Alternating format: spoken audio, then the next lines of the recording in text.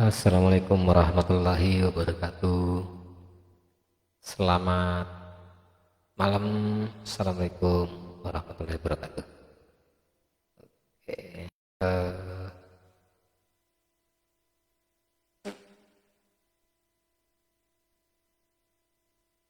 Rekan-rekan yang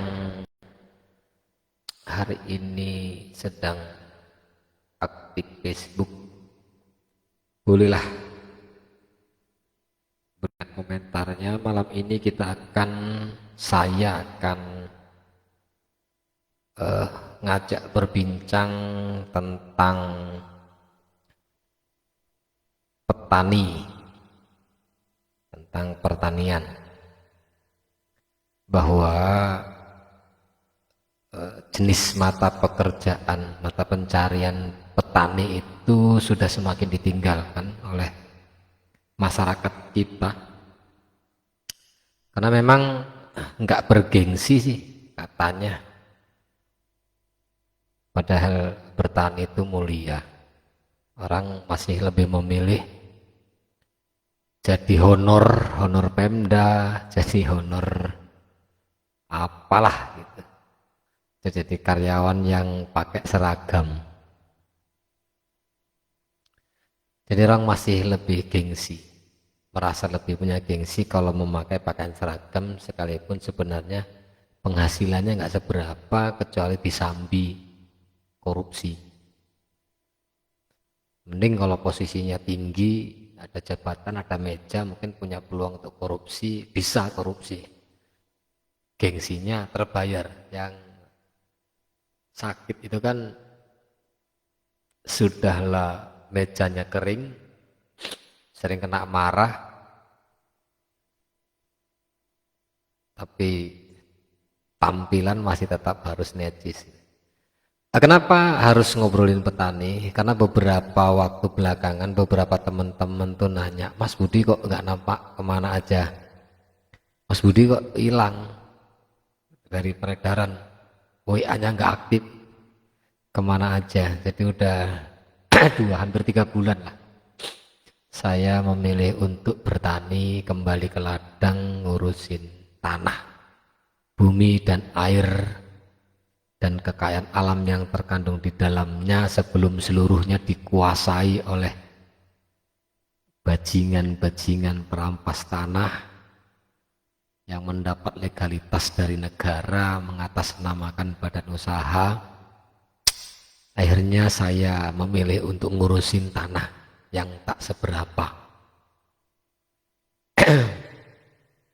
Fenomena hari ini yang terjadi di sekitar kita, bahwa hasil pertanian itu, kalau kita ngomong pertanian, orang berpikir kelapa sawit,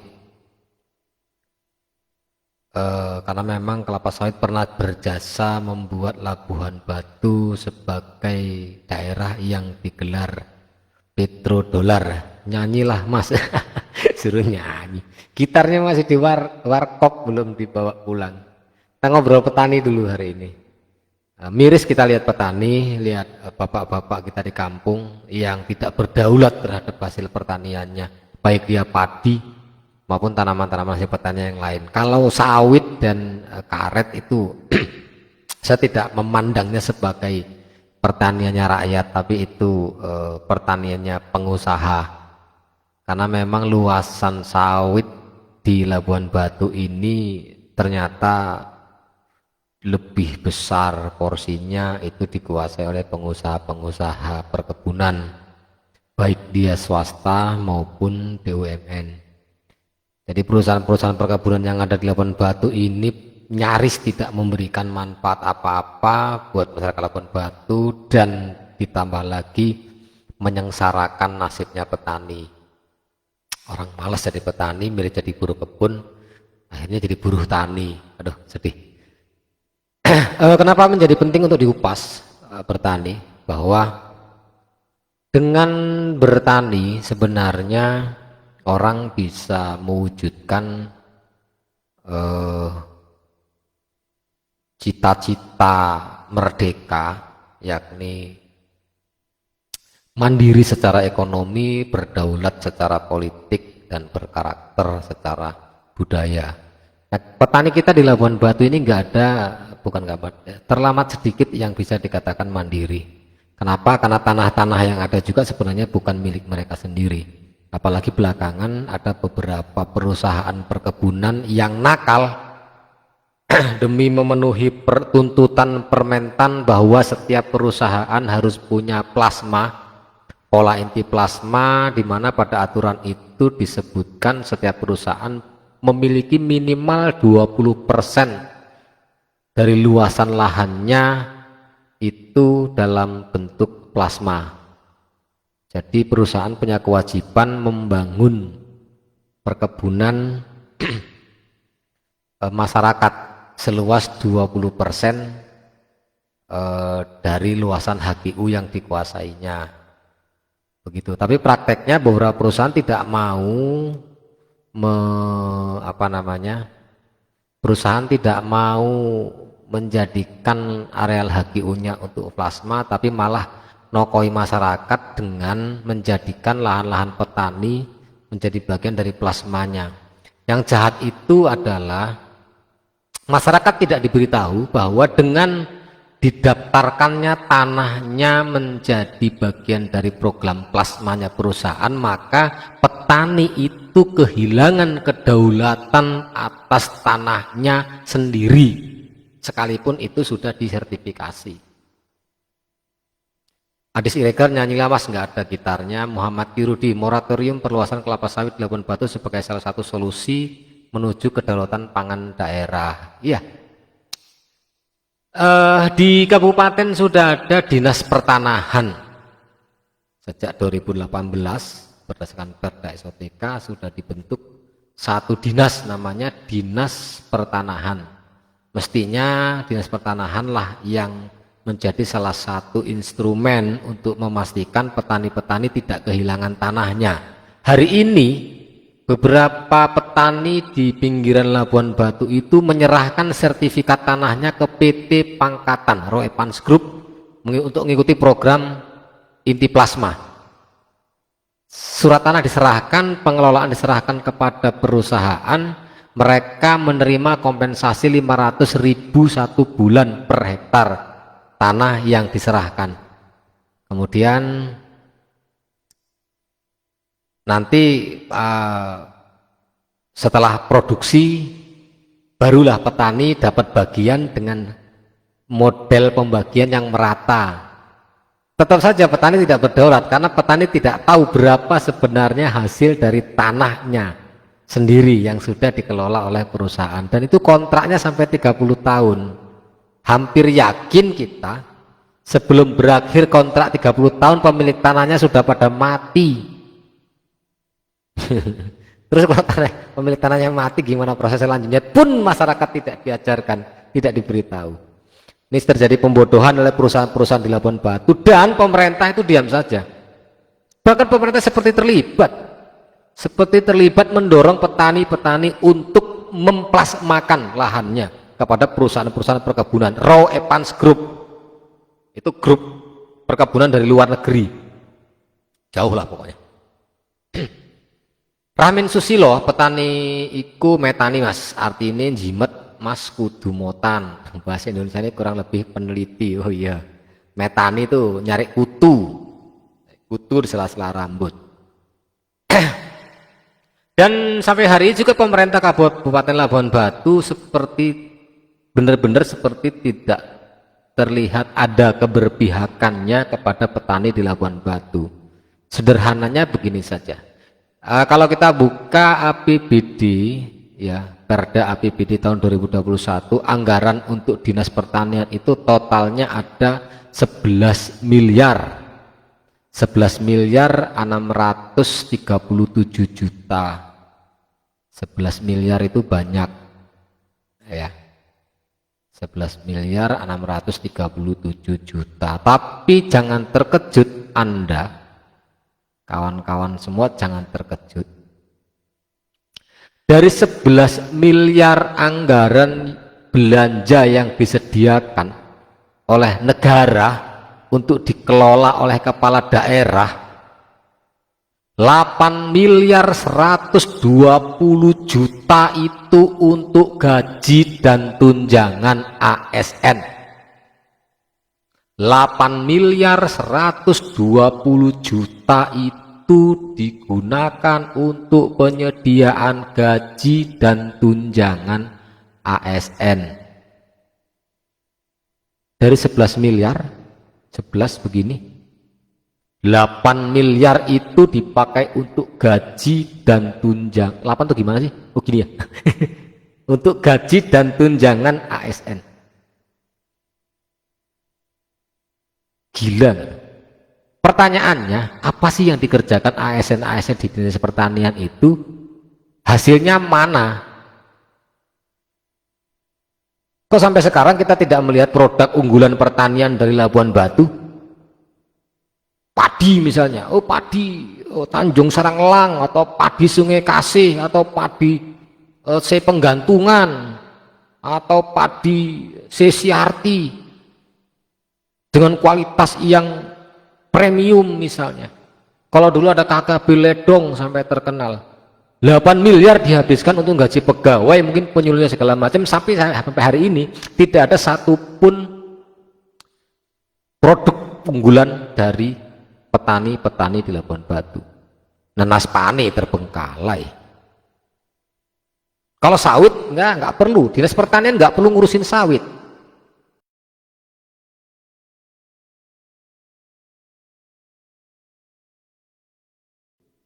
Jagung, tanaman pangan ya, jagung mana, kedelai mana, padi mana. Kita nanam padi, datang bibitnya setelah masa tanam, bibit bantuan datang setelah masa tanam, orang sudah keburu ngambil bibit ke tengkulak. Pupuknya, mana pupuk subsidi juga ada indikasi dimainkan. Sulit ditemukan. Petani kita menjerit. 11 miliar dianggarkan oleh negara, dikelola oleh kepala daerah, 8 miliar lebih, 8 miliar 120 juta dipakai untuk menggaji pegawai yang tidak menghasilkan produk unggulan petani satupun. Nah, saya 3 bulan ini hilang, saya pilih ke ladang, saya fokus lah. Sembari ngajari kawan-kawan petani di kampung-kampung, kamu jangan plasmakan tanah kamu. Dengan kamu plasmakan tanah kamu, kedaulatan kamu terhadap tanah kamu itu hilang. Tapi masyarakat tidak punya pilihan. Mereka tidak punya uang untuk mereplanting lahan karetnya. Di sini juga pemerintah abai, ada program PSR replanting untuk tanaman-tanaman pertanian, tidak disosialisasikan ke bawah. Jadi masyarakat tidak tahu. Nah, terjeratlah mereka dengan program inti plasmanya perusahaan-perusahaan perkebunan. Sebentar lagi akan ada pisang kapendis Labuan Batu, petani Mas Asman Ize. Alah, pisang pirang pokok. Nah, sebenarnya ada potensi-potensi pertanian yang bisa ditumbuh kembangkan di Labuan Batu dengan segala macam potensi kesuburannya, tapi pemerintah tidak memberikan perhatian khusus. Itu persoalannya. 11 miliar yang dianggap, 11 miliar 600 yang dianggarkan, 8 miliar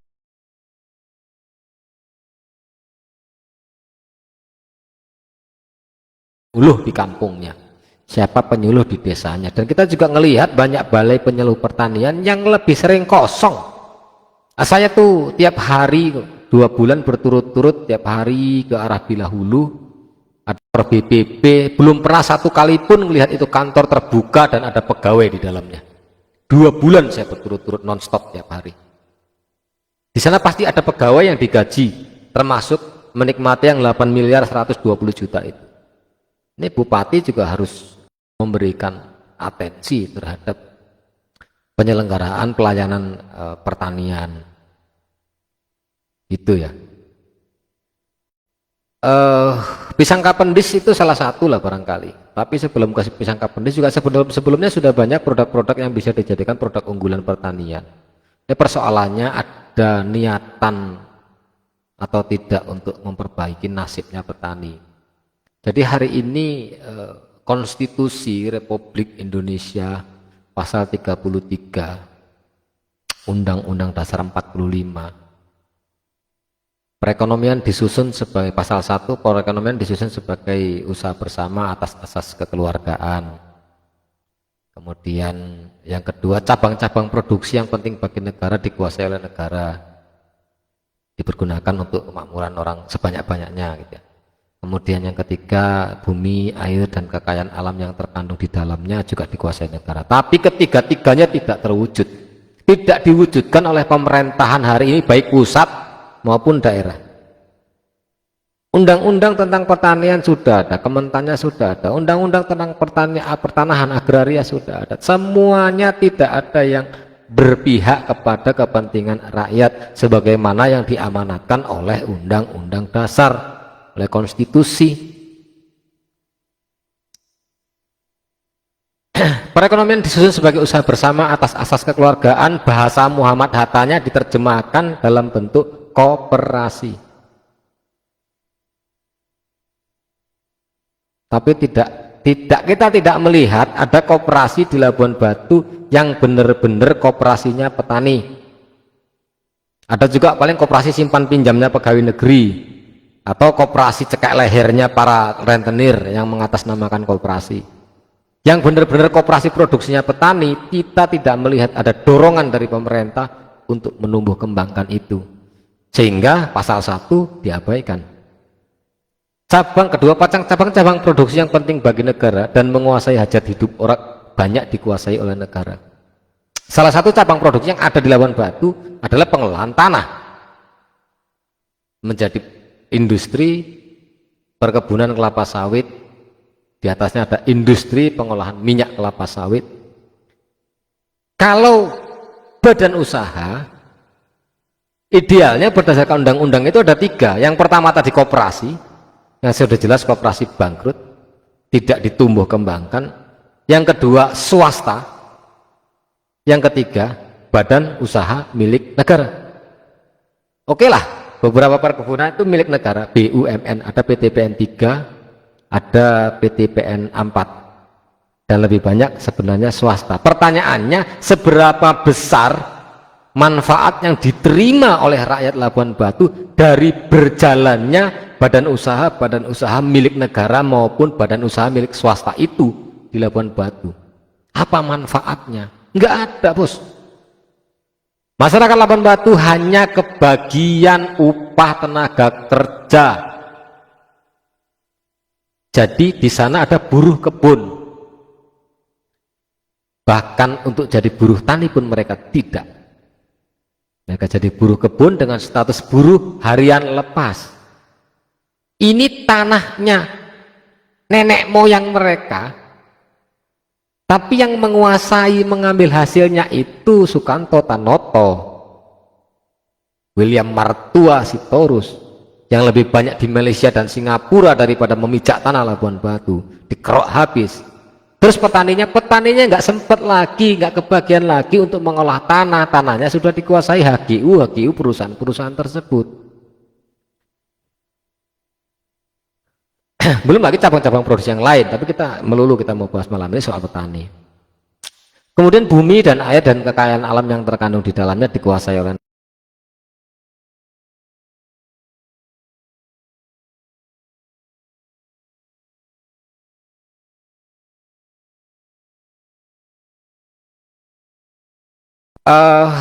saya kepengen kita semua mencoba merenung lah ya.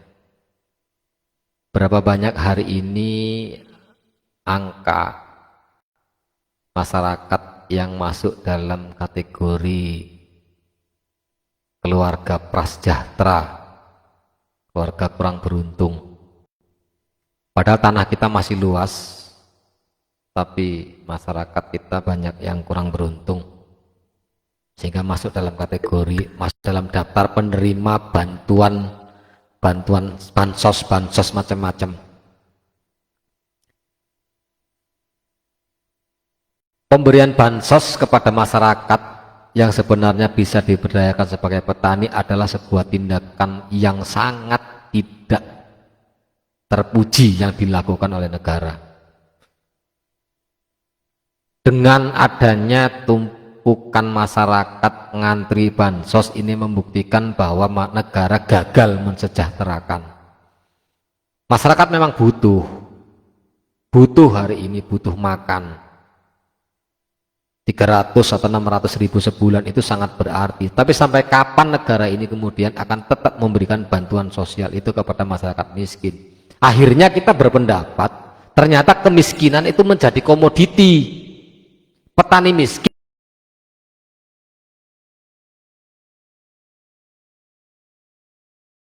korupsi. Jadi bukan menumbuh kembangkan komoditi pangan, komoditi pertaniannya, malah menumbuh kembangkan komoditi masyarakat miskin sebagai target dari program yang bisa dikorupsi. Siapa yang paling banyak menerima?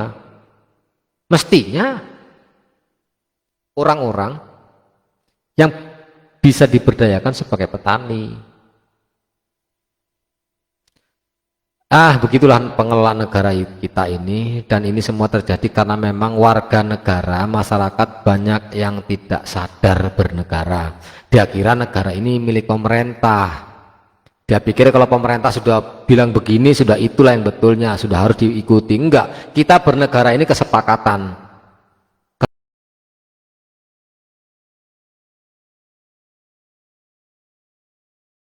Pemerintah biar kerja ngelayani masyarakat, termasuk 11 miliar yang dialokasikan untuk dinas pertanian itu untuk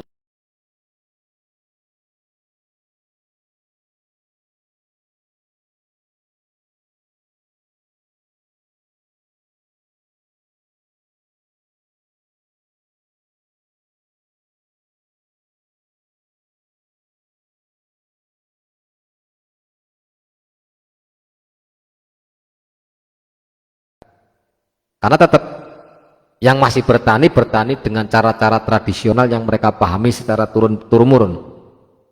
Ada penerapan teknologi segala macam, bantuan traktor, bantuan jetor itu apa? Hand traktor, bantuan alsintan segala macam. Yang menikmati hanya segelintir orang yang punya kedekatan dengan pejabat-pejabat di dinas pertanian, yang memiliki kedekatan dengan tim sukses bupati dan wakil bupati.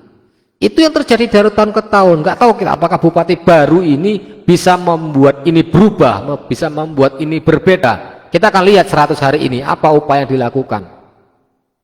Pengetokan RAPBD 2022 itu 30 November paling lambat. Kita lihat anggaran 2022, seberapa berpihaknya kepala daerah yang hari ini ada terhadap petani di Labuan Batu. Kita lihat nanti porsi anggarannya. Sama-sama kita amati, kita diskusikan. Yang jelas hari ini banyak petani yang tidak berdaulat dengan dirinya sendiri, tidak berdaulat terhadap tanahnya, tidak berdaulat terhadap hasil yang diusahakannya sendiri. Kita belum tahu ada program apa yang kemudian akan ditawarkan oleh kepala daerah yang baru terkait dengan penumbuh kembangan rezeki manusia lewat jalur pertanian. Saya kira itu dulu ya, itu sudah kita singkat-singkat saja, pun sudah 23 menit. Kawan-kawan yang mau respon terkait petani ini bukan akhir, ini baru pertama kita buka. Saya mau sampaikan bahwa pada Perda Labuan Batu 2021 itu 11 miliar dianggap